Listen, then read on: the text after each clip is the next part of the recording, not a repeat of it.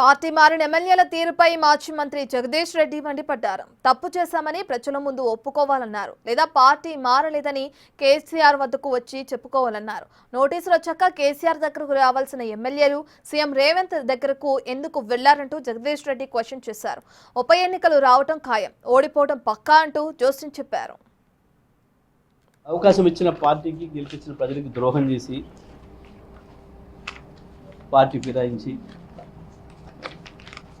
మీ వ్యక్తిగత ప్రయోజనాల కొరకు నమ్ముకున్న వాళ్ళని నమ్ముకొని చెడ్డ పని చేసిందే కాక ఇంకా తప్పించుకుందామని దాంట్లో నుంచి ఏదో టెక్నికల్ అంశాలతో తప్పించుకుందామని ఎన్ని రోజులు వీలైతే అన్ని రోజులు వెంటిలేటర్ మీద కొనసాగుదామని ఒక ప్రయత్నం చేస్తున్నారు. వాస్తవానికి ఒప్పుకొని తప్పు చేసినాం అన్నాడు. ఏదో క్షణికావేశంలో పోయినామో, ఏదో తొందరపాటు ఆశలు పెడితే పోయినామో, పొరపాటు చేసామని చెప్పి నియోజకవర్గ ప్రజల ముందర ఒప్పుకొని ఆడ కొనసాగదలుచుకుంటే రాజీనామాలు చేయాలి. లేదనుకుంటే వచ్చి ఆ ముచ్చట కేసీఆర్ కాడ పెట్టుకోవాలి. ఈ పిటిషన్